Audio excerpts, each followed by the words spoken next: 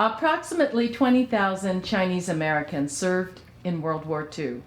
In December 2020, 75 years after the end of World War II, Congress awarded the Congressional Gold Medal to these Chinese Americans in recognition of their service to this country. Today I'm sitting with Kenneth Mar. I'm going to call you Ken today, a proud veteran of World War II, and he'll tell us about all of his experiences. He's a longtime resident of Sacramento, California. Hi, Ken. How are you? Okay. Ken, where were you born? I was born in China, In what year? 1925. And you came over to the United States when you were a young teenager, by yourself. 14 years old. You were 14 years old, came over and landed in San Pedro, not in Angels Island, San Francisco, but you were on a boat that went into San Pedro and stayed there for a couple of months. You passed the questions and Integration. They interrogate. they interrogated you, yes, but you passed. You passed and ended up taking a train ride or bus ride up north. And you ended up eventually in Sacramento, California. Where did you go to high school? Sakai. At Sacramento High School. But you never finished. Never finished. And tell us why you never finished. Because my cousin advised me to be a farmer so I could get a deferment. Really, I didn't get too much a deferment. They got me in the service anyway. They drafted me anyway. They really wanted you. You got the telegram. Got a telegram, report to the induction center. And you went to the induction center in Sacramento at the Buddhist church on Broadway. And from there, where did you do your basic training? Camp Robert. At Camp Roberts near San Luis Obispo. Yes, San Luis. And so tell me what happened after San Luis Obispo. How did you end up getting from Camp Roberts eventually on a ship over to Europe? What happened in between? Well, in a way, they train most of the people there either go to the Pacific or Europe as a replacement, more or less as a replacement. Yeah. Well, I was with a whole bunch of Filipino. There are a whole bunch of Filipino there, you know. But they didn't get to go to Europe. They got sent to the Pacific. So after my basic training, and I didn't know I was going to go to Europe or not. I may end up in the Pacific, but instead they sent me across the country, headed to Europe. And you were in the Army in an infantry unit. Or did you know at that time? Well, as a 18-year-old kid, have nothing to show for, no specialty training. Actually, it's not my choice when I go to infantry. Yeah, you just went wherever you were told to go. Really, I was aiming so I could go to CBI, China, Indian, China, Burma, India. Yes. But I couldn't get it. I couldn't convince the officer that I could go there or not. So that's the reason I got to send to Camp Robert. Training as a foot soldier. In training as a foot soldier.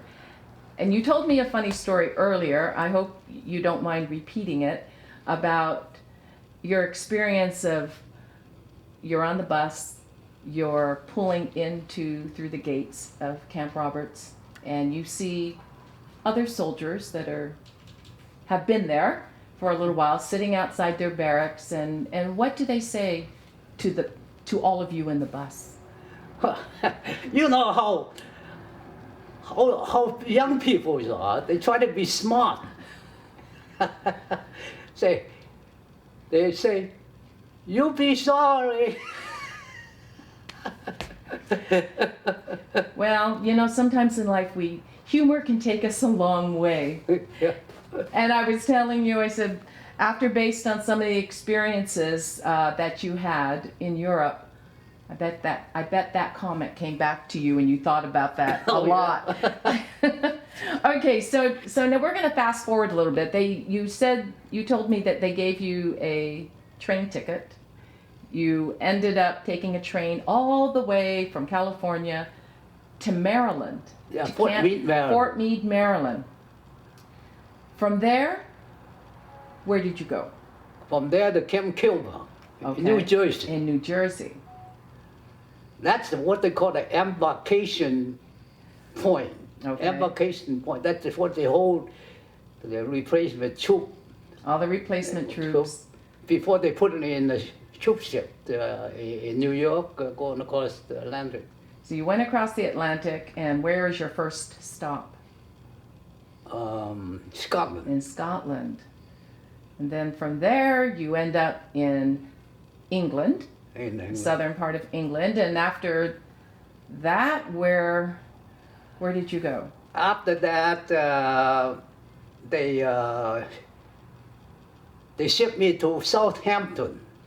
Oh, Southampton in Southampton. England. That's the embarkation point, going across the channel. Oh, yes. Okay. But you saw combat almost right away. Oh, when I got to the beach, everything was blown up. I mean, it just total destruction on the beach. You got blown up vehicle, foxhole by the thousand, right on the hill. And well, thank God I didn't walk right into the to combat like those waves, first wave, The first or wave. second wave. Yeah. And I was lucky just be there when everything established. I'm almost established, almost. They are in a cleaning. In clean it. I came across a term. I've never been in the military, but maybe you can explain what this term means. A mop-up operation. And it seemed like many of your responsibilities, your unit's responsibilities, was to do mop-up. Can you explain to me what that is? A mop-up is when they attacking a hill or attacking a city, they went right through there, but there's still some sniper left. It would depend how the German, Yes, yes. how they feel.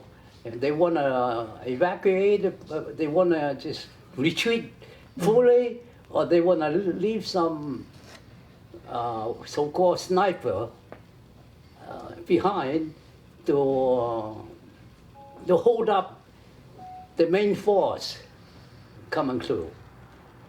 So they might have some regiment, some company going in there doing some cleanup, what they call cleanup, or mopped up. Mop up, clean up. Got it. Yeah. I got it. Now, help me understand this. You get out of basic training, you take train rides, you take a troop ship, you land in Europe.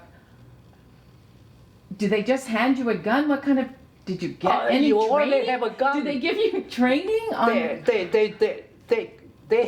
have that gun on your body all the time. Did they teach you how to You use sort of it? like asleep with your gun. Yeah, I guess so. Yeah. So it was on the job training, pretty much. Yeah. Yeah, what they tell you. You talked about, there have been numerous articles. I know you've done a lot of different interviews about your time in World War II. Because you saw combat so early, you have many different stories, not all of them good stories or happy stories about your time. Where was the first battle you saw? Was it after England or after Southampton? Was it when you went to France?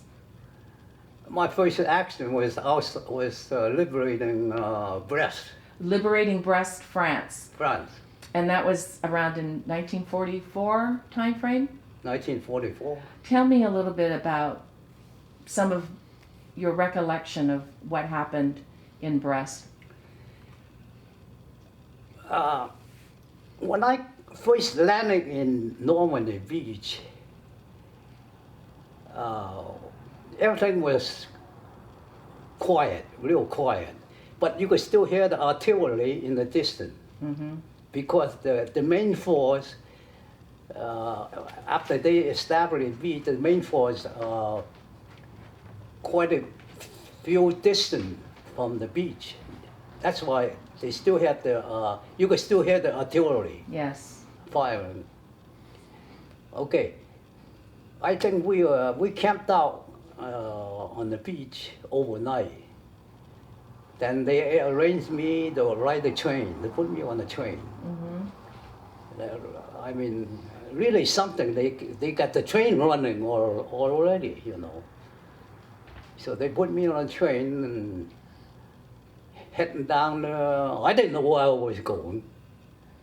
I mean, everything's new, you know. Yes. I don't know where we go. But by the time we got to close to the town close to Brest, I think the town they call it London or something. I know I was heading to Brest somehow, you know. Mm-hmm. So the next day, after we get off the train and we camp overnight, and then we put us in. I don't remember how we get to Brest, outside of Brest, but I think it was a bus, some kind of army bus or truck. I think it was a truck. They put me on a truck, heading down into outside of Brest. Mm-hmm. And when I got to outside of Brest, they previous just 2 days prior that, Yes. they just had a fight. They had what do you call it? There was combat. There was a battle. Firefight. Firefight. They finally ousted the German out of the hill before the city. Mm-hmm. So when I got there, and the captain lead me out to the company area, and he point out, hey, there's a foxhole over there, still got a body there. Uh-huh. They haven't had time to pick up all the dead body yet. It was so, I mean, depressed Yes, I could understand that. situation there. So, was he intending for you to go and retrieve the bodies? No. Or he no, was just pointing it out to It's you? just pointing out that's what war's That's what gonna be wars- like. Yes, yes. Okay.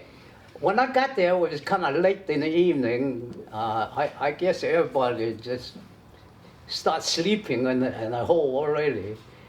So he said, "There's some empty foxhole. You could get your pig, and you'll be meeting the rest of the gang in the morning." Okay. Okay. So okay. Somehow I got in the foxhole.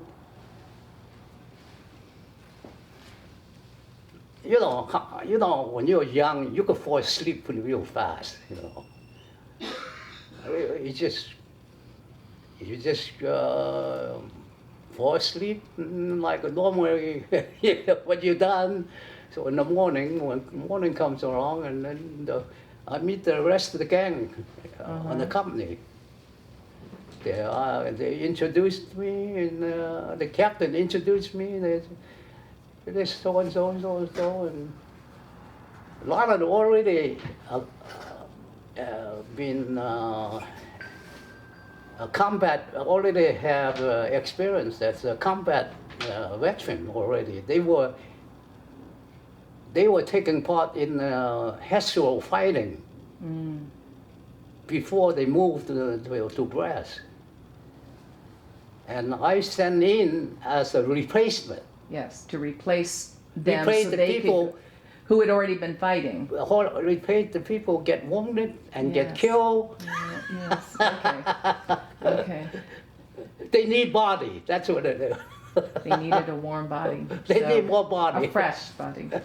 So you go to Brest, you've got your foxhole. Of course, it's not normal because you're sleeping in a foxhole with your gun. You're young, you've never experienced Yeah. combat like this. But you saw, unfortunately, you saw people injured and killed. Oh yeah. I even seen some bodies, some German troop. They still haven't picked them up yet. Wow. How long were you in? How long did that operation take? How long were you in Brest? Well, I was there about a week, About a week. almost 2 weeks, about total. Okay. See, by the time I got there, I never seen so many people, so many guys. I guess they don't have time to clean up. I mean, you really look really, what do you call it? Get muddy face, Yeah. long, unshaved beard, because they were in combat. Yes. They don't have time to clean up. Exactly, yeah. Well, I bet at some point you look like that, right? Yeah. Maybe. No, you told me, so how did you get from Brest, at some point you ended up in a hospital. Was that soon after No, Brest, or that was a long, That I feel about another month. about another month? Another, maybe 2 months. How did you end up in a hospital? Or why did you end up in a hospital? Well, it's a long story. After we finished up Brest, we liberated Brest. Okay, you liberated Brest. Bet they were very happy. And then there we are, and everything pretty quiet. The Third Army already into over close to the Rhine. I mean, when Patton take over, he just ramrod the whole army heading to the German border. And so Paris, they already entered Paris after we finished Brest. Oh, okay. Then after Brest, they put me on a train. Again, on a train. A boxcar. A boxcar. Not a with real seats. train ride. Okay. You get about 10, 15 guys in one boxcar. Okay. You sleep on the floor. Yeah, it wasn't the Hilton, huh? Okay. We're heading the German border. From then, we heading from Brest to Belgium. To Belgium. Okay. To Belgium. Got it. We end up in a small town like Eupen or Eupen, Eupen, Eupen, small town, Belgium, and that's in the Ardennes. It's an Ardennes area. The region of Belgium. it's a beautiful area. I mean, a lot of Christmas trees, a lot of forest, thick forest. And so, okay, we're gonna dig in here. So we start digging foxholes, digging fortifications, things like that, and try to be, everything was quiet. Because the Germans retreated all the way across the Rhine, and the water started getting cold, you know, getting not really cold, getting cool, you know.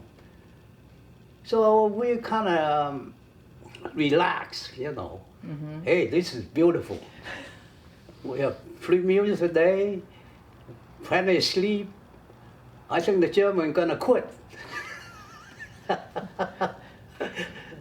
Real quiet, you know. Yeah. And then I think after we camped out for a while there, then we have to move some other place, which is closer to the German border. And that means they end up in a 6-foot line. The 6-foot line. Yes. And you see all those block houses, monster block houses, dragon tea, tank trap, and in fact we sleep in those block houses for a couple of days. Somehow we had to move back and sit around, and that was pretty close to Thanksgiving. I remember we have a turkey dinner in the front.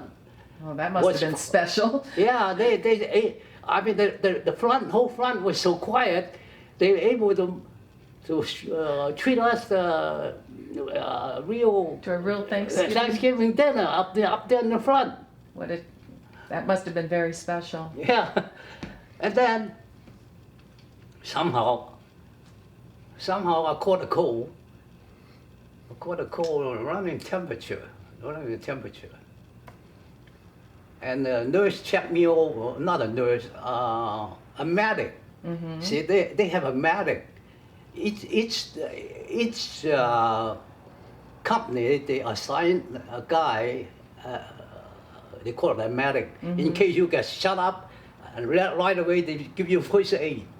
Yes. Or you shut up too bad, and you hurt so much, they give you a shot of morphine, something like that, you know. So the medic checked me over. He said, "Gee, you're running temperature. We're gonna send you back. We're gonna send you back to the field hospital." And where was this hospital? In Belgium. Somewhere in Belgium. And it so happened that field hospital I went to was in Saint-Vit. You probably heard of Saint-Vit. That's the spearhead of the German attack. That's when the Germans make the first attack, the Battle of Bulge. That's when the Battle of Bulge started. Bulge, yes. And then, well, I was in Saint-Vit, they call it, they'll check you over again, make sure you're sick. They call it a caring station. Well, Okay. Beds were probably at a premium, so they wanted to make sure that. Oh, they need you really up there. They need help up there. Okay, they check me over. Okay, we'll send you further back. We'll send you to Normandy. You probably heard of a town near Normandy. You probably heard of a town, the Normandy massacre. That's where Piper shut up the whole company of artillery people. Oh. That's the one that killed a whole bunch of people there. Okay, Normandy is the field hospital. And sure was, it's real nice, have a nice bed, and got a bunch of nurses to look you over. After being in the foxhole. in a foxhole. Yeah, sleeping in a real bed. Guys sleeping in a real bed. That was luxury. Real Oh yeah, after sleeping in a foxhole They and give you- a I think they give boxcar. give me some aspirin or something. I don't know, some kind of pill. Okay. I was there about no more than 2 days. Okay, you look better. We'll send you to WWII. Send you to WWII, a big city. A big city. Okay. Take a break.